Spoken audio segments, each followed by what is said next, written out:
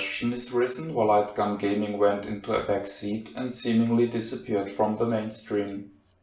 The universal answer always seems to be the fade-out of CRT monitors, which were necessary to operate raster-based light guns. In my opinion, the introduction of the Nintendo Wii and the events triggered thereafter were at least as important. The light gun capabilities of the Wii Remote were lackluster with subpar accuracy and precision. This often caused developers to ditch a proper in-game calibration and to include an on-screen crosshair in order to sustain a way to aim for the targets. Taking away aiming, accuracy and precision didn't exactly help the light gun games on the Wii to be fun. Although I wanted to mention my controversial opinion, this is not yet the video to discuss the drought period in light gun gaming. Instead, I want to show what I personally think are the best ways to play light gun games on the Wii. First, we have to discuss the sensor bar. The sensor bar doesn't actually include sensors and hence isn't appropriately named. It merely houses two sets of infrared LEDs which act as two reference points for the light sensor in the Wii Remote. As such, one can play Nintendo Wii without sensor bar just using two T-candles. The light sensor is often referred to as camera, but it is important to know that the remote doesn't transmit any image information to the console, but solely the measured positions of the two light dots. Some people think that they can see the video live stream of the Wii Remote in the settings screen, but this is solely the position of the two sources projected onto a gray stage. To better explain this, I have built an infrared lantern with my logo. Filming it with my infrared camera, it looks like this.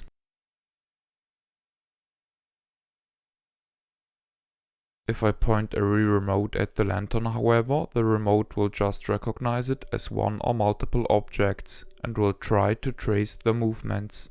Sadly, this tracking wasn't implemented with light guns in mind. When using light guns, the player has to step surprisingly far back from the screen. This isn't caused by the technology itself.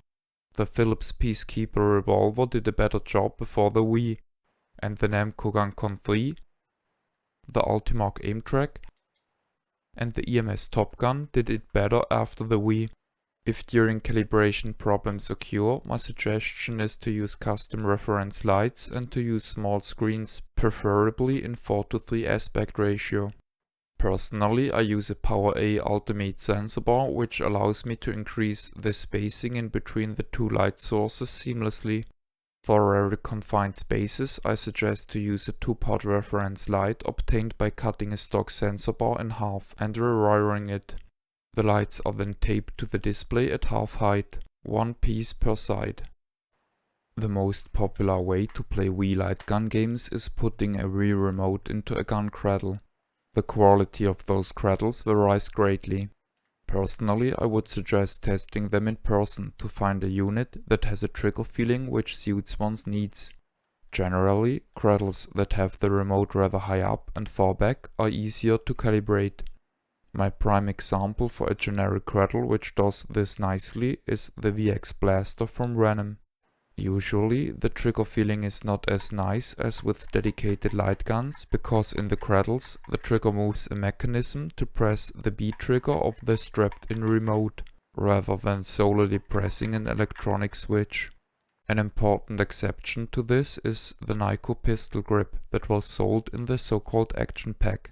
Nyko Wand and Wand Plus controllers can be electronically attached to these cradles, hence the gun doesn't have to rely on physically pressing the existing remote buttons using complex mechanical actuators, but directly accesses electronic switches instead.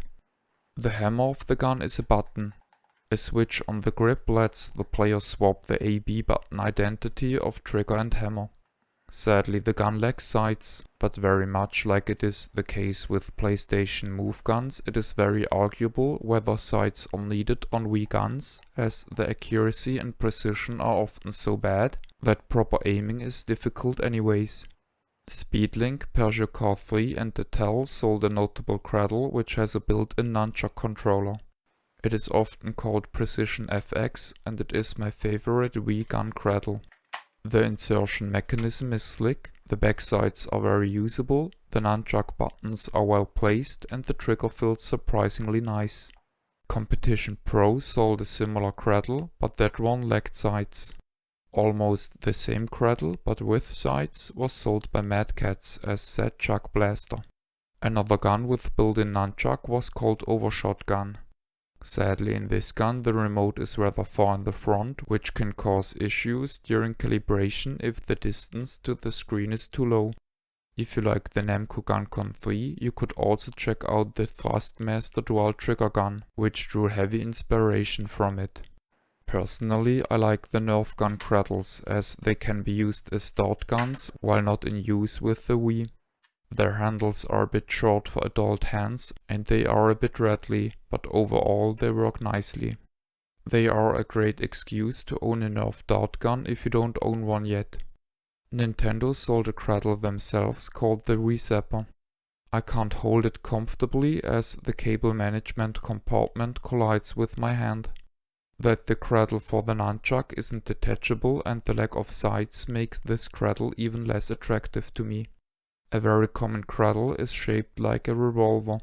Personally, I got the House of the Dead Overkill branded one sold by Big Ben. As with the Overshot gun before, the remote is rather far in the front and thus the gun is difficult to calibrate in confined spaces. Furthermore, the rubber of the grip was made of a thermodynamically unstable material which since began turning into goo. The choice of Wii Remote or clones thereof is of utmost importance because there are huge differences in accuracy and precision. The best thing one could put into a Cradle is a Nyko Wand Plus. It is by far the most accurate and precise Wii controller. When using a Nyko Wand Plus, a Cradle with sides isn't an absurd idea at all. However, as the Nyko pistol grip is compatible with the Wand Plus, the combination makes for a splendid Wii controller. The second best thing one can use is a Nintendo Wii Remote Plus. Please understand that the Motion Plus functionality in the latter two recommendations doesn't affect the accuracy and precision at all when the game doesn't support Motion Plus. It is a fact, however, that these two devices with integrated Motion Plus outperform the non-integrated Motion Plus counterparts in all regards, in every game independent of whether Motion Plus is engaged or not. They happen to be better, but that doesn't have something to do with the Motion Plus functionality. The ordinary Nintendo Wii Remote and Nyko Wand have a similar level of precision and accuracy. There are Wii light gun solutions that don't rely on insertion of a Wii Remote. All the functionality is built into them, including the infrared sensor. The most common one is called Scorpion V and its shell is based on the Scorpion 3, which was sold by Blaze for the PlayStation 2. The switch on the side allows the player to swap the AB button identity of the trigger and the button located under the D-pad. Personally, I like the button placement, but I dislike the side picture and the trigger feeling. To me, the trigger is a bit too stiff. The accuracy and precision of the Scorpion Wii is about the same as the ones of the Nyko Wand and the Nintendo Remote. Big Ben sold a gun which was licensed by Carl Walter to look like a P99. Interestingly, a new shell was used and the gun isn't based on Big Ben's PlayStation 2 gun at all. The gun looks very nice, but feels a bit cheap. On the side is again a switch to swap the A and B button identities. The gun has an ambidextrous button layout, placing A, B, plus and minus on each side.